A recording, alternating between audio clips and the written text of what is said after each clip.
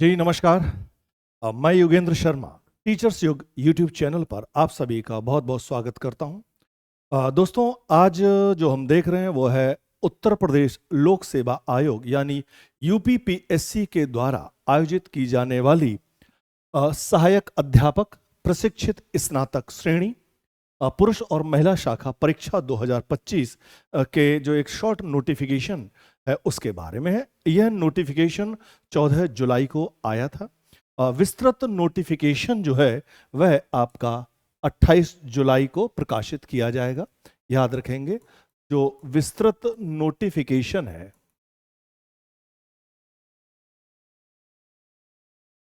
विस्तृत विज्ञापन जो कहा जाएगा, वह 28 जुलाई 2025 को प्रकाशित किया जाना। देखिए, काफ़ी समय बाद 2018 के बाद अब ये वैकेंसी आई है, तो आप सभी की उम्मीदें हैं कि भाई चीज़ें बेहतर हों, एक सरकारी नौकरी और एक बहुत ही अच्छे जो कह सकते हैं राजकीय विद्यालय जो हैं जीआईसी हमारे जो हुआ करते हैं उसमें आप लोग शिक्षक के तौर पर भर्ती होना जा रहे हैं। खैर, तो इसके बारे में कुछ रिक्तियों का विवरण है, कब कैसे भरे जाएंगे, तो मैं इसमें थोड़ी सी जानकारी आपको देना चाहूँगा। देखिए, जैसे ये जो है हमारा एग्ज़ाम, ये यूपीपीएससी के द्वारा आयोजित किया जाएगा। परीक्षा का नाम होगा यूपीएलटी ग्रेड, जिसे हम लाइसेंसधारी जिसे कहा जा सकता है, या ट्रेंड प्रशिक्षित स्नातक या सहायक स्नातक शिक्षक भर्ती परीक्षा 2025। देखिए, इस परीक्षा में अगर देखा जाए तो 2018 की तुलना में पद काफी कम है। 2018 में 10,100 कुछ पद थे और इस बार 7,466 पद हैं। हालांकि यह पद जो है, इन पदों की संख्या जो है वह आवश्यकता के अनुसार बढ़ अथवा घट सकती है, तो उम्मीद करें बढ़ ही जाए। अधिचायन अलग अलग राजकीय इंटर कॉलेजों से मिल जाए तो ज़्यादा बेहतर है, जब तक परीक्षा हो बेहतर है ना। खैर, तो इसमें कुल जो पद हैं वो याद रखेंगे, पद हैं 7,466। ठीक है, परीक्षा जो है वो किसके लिए? यूपीएलटी ग्रेड। ये जो हमारे शिक्षक होते हैं, ये जो पढ़ाते हैं, जो हमारे कहाँ पढ़ाएंगे मैं ये भी बता दूं, ये जो पढ़ाएंगे हमारे राजकीय इंटर कॉलेज, जो राजकीय इंटर कॉलेज होते हैं हमारे, जीआईसी, बेसिकली जीआईसी कहा जाता है। मैंने भी वहीं से शिक्षा प्राप्त की है 11th और 12th में। तो जो जीआईसी होते हैं उसमें कक्षा 9, 9th और 10th को जो पढ़ाते हैं वह शिक्षक इस परीक्षा के माध्यम से नियुक्त किए जाने वाले हैं। इसमें पुरुषों के लिए कुल जो संख्या है, पुरुष अभ्यर्थियों के लिए पुरुष जो है वह 4,860, महिलाओं के लिए 25-25, मतलब 2025 में तो 25-25, ठीक है, तो 2,525 है। और दिव्यांगजन कल्याण, दिव्यांगजन सशक्तिकरण विभाग, इसमें जो वैकेंसी है 81 वैकेंसी है, तो कुल 7,466 वैकेंसी है। अब बात यह आती कि इसको कौन आवेदन कर सकता है या क्या क्या योग्यताएं जो है वो हमें इसमें होनी चाहिए। तो देखिए, जैसे कि आप लोग अगर इसे देख पा रहे हैं तो यहां पर लिखा हुआ है आयु सीमा। देखिए, जो आयु सीमा है वह निर्धारित की गई है 1 जुलाई 2025, जो अभी जुलाई निकले, क्योंकि 14 जुलाई को ये शॉर्ट नोटिफिकेशन आया है, तो 1 जुलाई 2025 से आयु सीमा की गणना की जानी है। और वह आयु है 21 वर्ष से लेकर 40 वर्ष तक, जो सामान्य श्रेणी के अभ्यर्थी है, जो सामान्य आयु है, कह सकते हैं आरक्षण के या आरक्षित श्रेणी होंगे उनके आधार पर आयु होगी, अभी उस पर बात करने जाएंगे। खैर, तो जो सामान्य, दूसरा, क्या इसमें अन्य राज्यों के व्यक्ति आवेदन कर सकते हैं? निसंदेह कर सकते हैं, हाँ, परंतु अन्य राज्यों के जो एससी, एसटी, ओबीसी या अन्य जो भी होंगे, वह जो अभ्यर्थी होंगे वह सामान्य श्रेणी में ही मान्य कहे जाएंगे, अनुमन्य होंगे सामान्य श्रेणी में। उन्हें किसी भी प्रकार के आरक्षण का, किसी भी प्रकार की आयु सीमा में छूट का कोई भी लाभ नहीं प्राप्त होगा। अर्थात हम कह सकते हैं कि जो लोक सेवा आयोग उत्तर प्रदेश है उसने सभी राज्यों के अभ्यर्थियों से आवेदन तो मांगे हैं, परंतु वह सभी सामान्य श्रेणी में जो है वह कह सकते हैं सामान्य श्रेणी के अभ्यर्थी ही माने जाएंगे। तो ध्यान रखेंगे, वैकेंसी इतनी, ये पुरुषों के लिए, और इतनी महिलाओं की। एक अच्छी अपॉर्चुनिटी है आप लोगों के लिए कक्षा 9 और 10 के बच्चों को आकार देने के लिए, है ना। चलो, अब देखते हैं इसमें आगे जो है वो कुछ चीजें हैं। जैसे हमने बताया आयु सीमा, ये बहुत महत्वपूर्ण है कि आयु सीमा जो है वो 21 वर्ष से 40 वर्ष है। अब ये गणना कैसे करें? तो जो गणना की तिथि है वो 1 जुलाई 2025, अर्थात कोई भी व्यक्ति जिसका जन्म 2 जुलाई 1985 से पूर्व है, वह इस परीक्षा में आवेदन नहीं कर सकता सामान्यतः, सामान्य श्रेणी के अनुसार। देखिए, तो 2 जुलाई, अगर 1 जुलाई 1985 है तो भी वह आवेदन नहीं कर सकता। मतलब जो तिथि है वो 2 जुलाई 1985 से पहले ना हो, एक बात। दूसरा, 1 जुलाई 2004 के बाद का ना हो। मतलब ऐसे अभ्यर्थी, चाहे पुरुष हो महिला हो, जो भी हैं, सामान्यतः वह 2 जुलाई 1985 से पूर्व का उनका जन्म ना हुआ हो और 1 जुलाई 2024 के बाद का जन्म ना हुआ हो। अब क्या आयु सीमा में शिथिलन या जो कह सकते हैं छूट जो मिल सकती है? बिल्कुल है। देखिए, उत्तर प्रदेश की जो नियमावली है, आरक्षण नियमावली, उनके अनुसार सभी अभ्यर्थियों को उनकी श्रेणी के अनुसार जो है वह छूट मिल सकती है, मिलेगी। बेसिकली जो एससी हैं, एसटी हैं, ओबीसी हैं, दिव्यांगजन हैं, महिलाएं हैं, या जो भी जिस प्रकार का आरक्षण है, जो भी श्रेणी है, जो चाहे क्षैतिज आरक्षण है, जैसा भी आरक्षण है, उसके अनुसार आयु सीमा में शिथिलन प्रदान किया जाएगा। तो ये, लेकिन यह शिथिलन अन्य राज्य के अभ्यर्थियों के लिए नहीं है। यह किनके लिए? केवल उत्तर प्रदेश के मूल निवासियों के लिए। तो ये मैं फिर से यहां मेंशन कर दूं, यह जो शिथिलन है यह उत्तर प्रदेश के निवासी कह सकते हैं, ठीक है, उत्तर प्रदेश के मूल निवासी कहेंगे, यह उनके लिए है। ठीक है, अन्य राज्यों के अभ्यर्थियों को किसी भी प्रकार की आयु सीमा में छूट नहीं दी जाएगी, किसी भी प्रकार के आरक्षण का लाभ नहीं दिया जाने वाला। ठीक, आगे बढ़ते हैं। देखिए जरा, अब आवेदन की तिथि देखिए, विस्तृत विज्ञापन जो है वह 28 जुलाई 2025 को प्रकाशित किया जाएगा और इसका जो मोड होगा वो ऑनलाइन आवेदन किया जाएगा। 2-3 मोटी मोटी बातें जरा इसे हम समझ लेते हैं। देखिए, आवेदन जो आप शुरू कर सकते हैं 28 जुलाई 2025 से, एक महीना दे रखा है पूरा, 28 अगस्त 2025 तक आप आवेदन कर सकते हैं। और जो आवेदन है वो किया जाएगा ऑनलाइन। याद रखेंगे, आवेदन जो है वो सिर्फ ऑनलाइन किया जाना है और उसके लिए जो वेबसाइट है वो आप देख सकते हैं, uppsc.up.nic.in, बिल्कुल मिल जाएगी, इस पर आप आवेदन कर सकते हैं। ठीक है, तो बहुत महत्वपूर्ण तिथियां याद रखेंगे, 28 जुलाई से 28 अगस्त तक आप इसके लिए आवेदन कर सकते हैं। दूसरा, अब बात यह आती है कि मान लो कि आपने कुछ नाम में मिस्टेक हो गई या जन्म तिथि का जो वर्ष है उसमें कहीं, या श्रेणी में कई बार दिक्कत हो जाती है, कई बार विषय में दिक्कत हो गई, या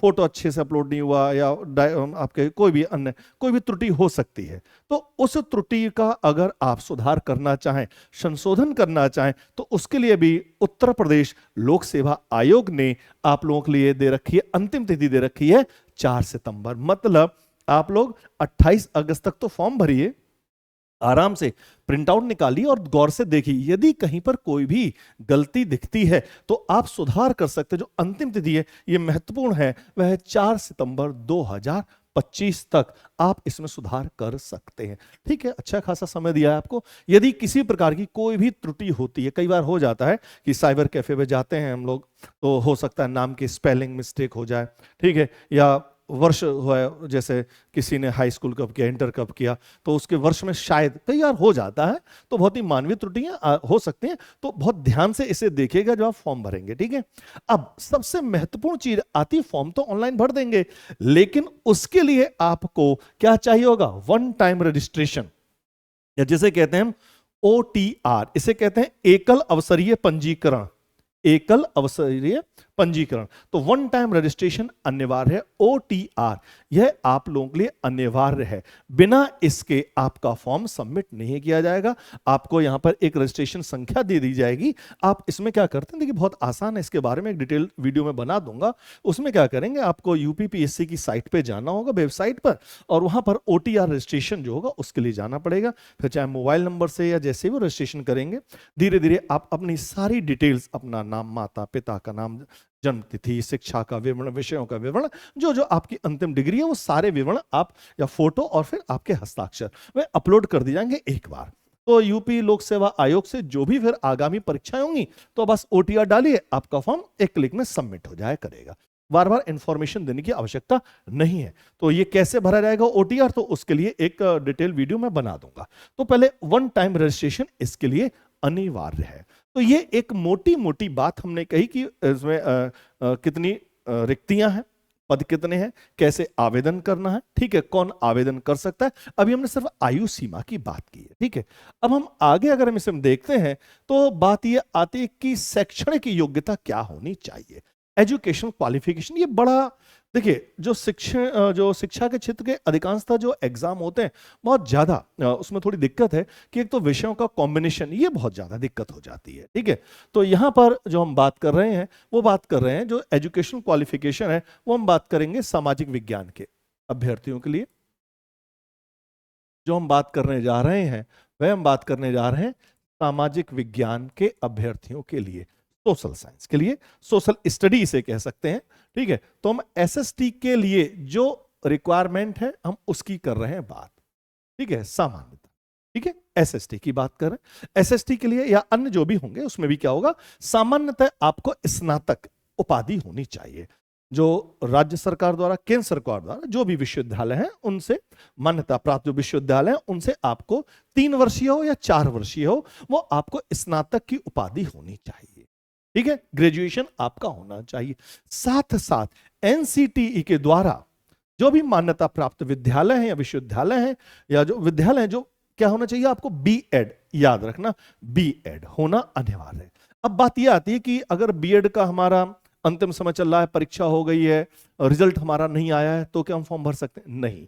याद रखिएगा, जिस दिन आप फॉर्म भरें उस समय तक आपके परीक्षा परिणाम आ जाना चाहिए। ध्यान दें, जो अपीयरिंग है वो नहीं भर सकते हैं। देखिए यूपी में जनरली क्या होता है कि कोई भी अगर वैकेंसी आती है तो हमें उस तिथि तक हमें वह डिग्री या परिणाम हमें चाहिए ही होता है। तो बीएड जो है वो उस समय तक आपका होना अनिवार्य है, ये चीज यहां पर याद रखेंगे, ठीक है। शैक्षणिक बाकी जो शैक्षिक अर्हता होगी, जो एजुकेशनल क्वालिफिकेशन होगी, वो डिटेल जो फॉर्म आएगा, वो डिटेल्ड फॉर्म जो आएगा वो 28 जुलाई का आएगा। उसके बारे में तब बात कर लेंगे अन्य अन्य विषयों के बारे में। आज हम बात कर रहे हैं अपने सामाजिक विज्ञान के विषय के बारे में, कौन कौन से। अब देखिए, सामाजिक विषय में हिस्ट्री है, पॉलिटी है, ज्योग्राफी है, इको है, कुछ लोग एजुकेशन के साथ भी बीएड करते हैं, अलग अलग विषय के साथ बीएड करते हैं। हिंदी लिटरेचर भी लेते हैं, हिंदी जनरल भी होता है, English literature, English general, psychology है, सोशियोलॉजी है, कई सारे विषय होते हैं। अब यहां पे क्या बात आती है कि जो सामाजिक विज्ञान के साथ कोई भी बच्चा यदि इसको आवेदन करना चाहे तो उसमें क्या होना चाहिए, इतिहास, राजनीति विज्ञान, भूगोल और अर्थशास्त्र, इन 4 में से कोई भी 2 विषय उसने स्नातक में पढ़े हो। मतलब इनमें से कोई भी 2 विषय जो हो वो उसके क्या होने चाहिए, स्नातक में होने चाहिए। कोई भी 2 विषय, हिस्ट्री पॉलिटी हो सकता है, हिस्ट्री ज्योग्राफी हो सकता है, इको पॉलिटी हो सकता है, इको ज्योग्राफी, इको हिस्ट्री, कोई भी 2 विषय होने चाहिए। अब देखिए, क्योंकि सामान्यतः यूपी में 3 वर्ष का स्नातक पाठ्यक्रम है, अब कितने वर्ष होना चाहिए, तो ऐसा किसी भी प्रकार की कोई बाध्यता नहीं दे रखी है कि 2 वर्ष होना चाहिए कि 3 वर्ष ही होने चाहिए। इस विषय में विज्ञापन मौन है, ठीक है। तो उसकी आपको टेंशन नहीं लेनी है, बस कोई भी 2 विषय हो, कितने ही वर्ष हो। तो सामान्यतः 2 साल तक तो 4 विषय रहते हैं, उसके बाद 2 विषय हो जाते हैं जनरली, जो मैंने देखा है। तो कोई भी 2 विषय इनमें से आपके होने चाहिए, किसके लिए, सामाजिक विज्ञान के लिए, जो एसएसटी की मैं बात कर रहा हूं, ठीक है। अब बात यह आती है कि बीएड के अलावा, जैसे हमने बीएड तो ले लिया, क्या बीएड के अलावा हमें ये कोई चाहिए, क्या हमें जो सी टेट, क्या ये पास होना चाहिए, क्या यूपी टेट होना चाहिए, या अन्य राज्यों के जो आवेदक हैं वो अगर फॉर्म भर रहे हैं तो क्या अपने राज्यों का टेट पास होना चाहिए? नहीं, बिल्कुल भी नहीं। इस प्रकार की किसी भी की आवश्यकता नहीं है, ना यूपी टेट, ना सी टेट, ना अदर टेट, इसमें किसी भी प्रकार के जो टीचिंग एलिजिबिलिटी टेस्ट है उसको क्वालिफाई करने की कोई आवश्यकता नहीं है। क्या होना चाहिए, अंतिम तिथि तक जब तक आप फॉर्म भरें उस समय आप स्नातक हो, सामाजिक विज्ञान में मतलब सामान्य तौर पे स्नातक और शिक्षा स्नातक बीएड होना चाहिए। बाकी जो अन्य विषय जो कॉम्बिनेशन बनेगा, कॉमर्स के साथ क्या बनना है, विज्ञान के साथ क्या बनना है, वो एक अलग अलग डिटेल जब एप्लीकेशन आएगा तब हम उसमें बात करेंगे, ठीक है। क्योंकि मेरा विषय जो रहेगा वो पॉलिटी है, ज्योग्राफी है, और बेसिकली हम लोग जो पढ़ाएंगे वो पूरा सोशल साइंस को लेकर पढ़ाएंगे। हाँ, साइंस के लिए भी हम लोग टीम, हमारे पास टीम है, वो हम सब करेंगे। खैर, तो अभी हम केवल इस पर बात कर रहे हैं, ठीक है। तो जो सोशल साइंस है उसमें क्या होने चाहिए, निम्न में से कोई दो विषय, हिस्ट्री, पॉलिटी, ज्योग्राफी को कितने वर्षों, 2 वर्षों, 3 वर्ष, तीनों सालों, कोई फर्क नहीं पड़ता, बस इनमें से जरूरी है। अब कहो सोशियोलॉजी है, इनमें से एक इतिहास ले लिया ना, एक से काम नहीं चलने वाला, आपको इनमें से कम 2 विषय होने अनिवार्य है, ये याद रख लीजिएगा, कोई भी 2 विषय होंगे तब, ठीक है। अब हम थोड़ा सा आगे बढ़ते हैं। इसको अगर देखा जाए कि जो परीक्षा है उसका पैटर्न क्या होगा, देखिए 2018 का जो पैटर्न था हम उसकी बात कर लेते हैं, लगभग वही चीज रहने वाली है। संभावना तो यही है कि जो परीक्षा जो हुआ करती थी उसमें जो समय निर्धारित था बच्चों, वह समय था 2 घंटे। तो आपको जो समय निर्धारित किया गया था वह 2 घंटे अथवा 120 मिनट। उसमें क्या करना था कि जो पेपर हुआ करता है उसमें 2 सेगमेंट होते हैं, सेगमेंट 1, सेगमेंट 2। सेगमेंट 1 में जीएस के देखिए आपको 30 प्रश्न करने होते हैं, हिस्ट्री, पॉलिटी, ज्योग्राफी को वो पूरे होते हैं, चारों होते हैं, तो अपने हिसाब से 2 निकाली, तो आपको 30 प्रश्न तो जीएस के करने होंगे। एक चीज ये याद रखिएगा, ठीक है।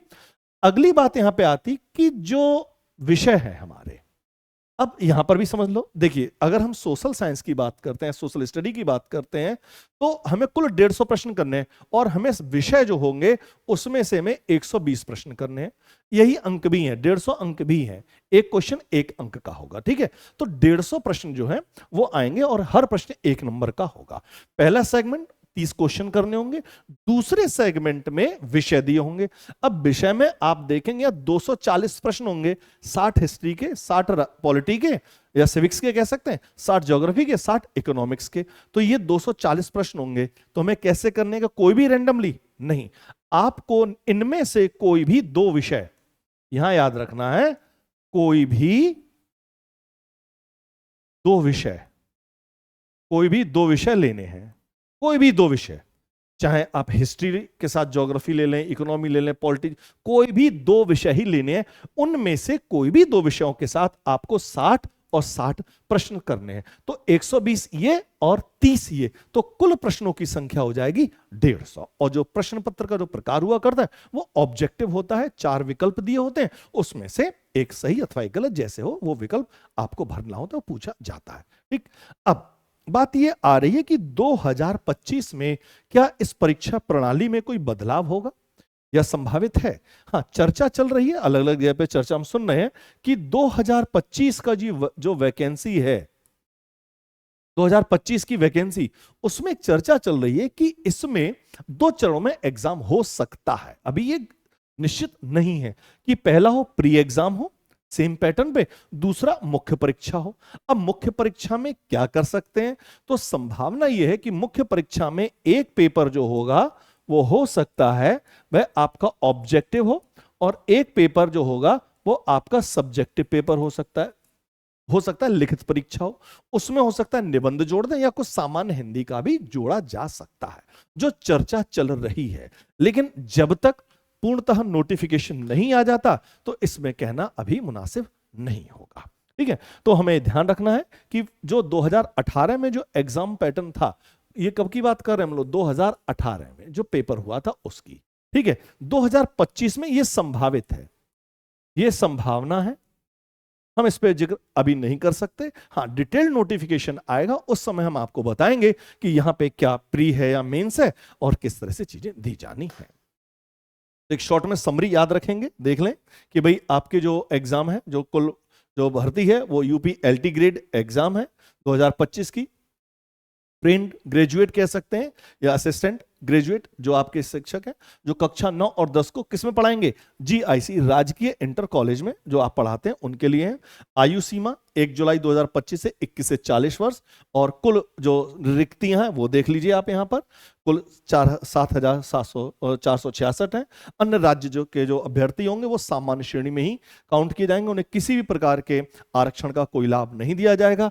आयु सीमा में शिथिलन बिल्कुल मिलेगा, लेकिन जो यूपी के निवासी होंगे, मूल निवास प्रमाण पत्र जिनके पास होना चाहिए, यहाँ याद रखना इनके पास क्या होना चाहिए, मूल निवास प्रमाण पत्र, जिसे कहते हैं ना मूल निवास प्रमाण पत्र, ये आवश्यक होगा। ठीक है, हाँ, बाकी जिसकी जो श्रेणी होगी उसके आरक्षण के लाभ अगर लेना है तो वो आपको डिटेल देना पड़ेगा। तो आयु सीमा में छूट भी आपको उस श्रेणी के आधार पर मिल जाएगी। तो याद रखें 2 जुलाई 85 से पूर्व और 1 जुलाई 2004 के बाद का कोई अभ्यर्थी फॉर्म नहीं भर सकता, छूट के अलावा। ठीक है, सामान्य था।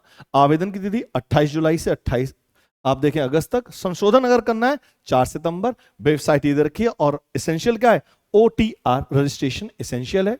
परीक्षा का लिए स्नातक ग्रेजुएशन होना चाहिए और बीएड। हाँ, मैंने जो बताया केवल सोशल साइंस के लिए जो एजुकेशन क्वालिफिकेशन बताई, वो हमने ये बताया कि निम्न में से कोई विषय, हिस्ट्री, पॉलिटी, ज्योग्राफी, इकोनॉमी में से कोई भी 2 विषय होना अनिवार्य है। सी टेट, यूपी टेट या किसी भी स्टेट के जो भर रहे हैं उनके लिए कोई टेट एग्जाम क्वालिफाई होना आवश्यक नहीं है। ठीक है, हाँ, बाकी एग्जाम पैटर्न देखें तो पिछले बार जो हुआ था उसमें 150 सवाल आए थे, 30 जीएस से 150 और 120 क्वेश्चन आपको इन 4 विषयों में से किन्हीं भी 2 विषयों को चुनना होता है। ठीक है, संभावना है प्री और मेंस की। खैर, तो ये जो था वो हमारा एक डिटेल्ड एग्जामिनेशन जो मैंने आप लोगों को बताई है। ठीक है, हाँ, इसमें हमारा क्या योगदान रहेगा, तो बच्चों ये है हमारा टीचर्स युग प्लेटफॉर्म है।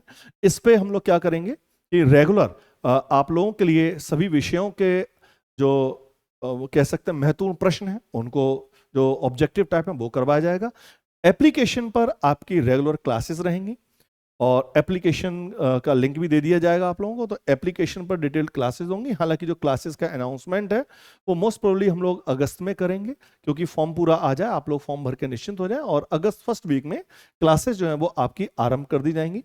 किस तरह से क्लासेस होंगी, क्या कोर्स डिजाइन होगा, क्या फी होगी, वह सब बात हम लोग उसके बाद में करें। ठीक है, तो इस तरह की और भी आप लोगों को यदि किसी प्रकार की इससे संबंधित टीचिंग एग्जाम से रिलेटेड कोई भी जानकारी चाहिए तो बिल्कुल आप कमेंट बॉक्स में जाएं और लिखें। हाँ, इस चैनल को, क्योंकि नया चैनल है, तो इसको आप सब्सक्राइब करें, शेयर करें, और अगर वीडियो पसंद आए तो लाइक जरूर करें। हाँ, इससे संबंधित और भी यदि कोई सूचना आप मिलती है हमें, तो जो भी चीज़ें होंगी, मतलब टीचिंग एग्जाम से रिलेटेड जो भी अगर कोई सूचना होगी या जो भी तैयारी होगी, वो इस यूट्यूब चैनल के माध्यम से और एप्लीकेशन के माध्यम से हम आपके साथ जुड़े रहेंगे। आपने इस वीडियो को कहूँगा काफ़ी लोग तक पहुँचाएं, ताकि और कोई शंका हो उसके लिए हम लोग हैं, हमारी टीम है।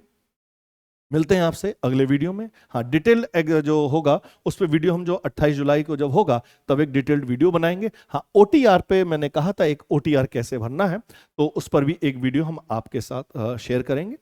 मिलते हैं आपसे अगली क्लास में या अगले वीडियो के साथ। तब तक के लिए नमस्कार, जय हिंद।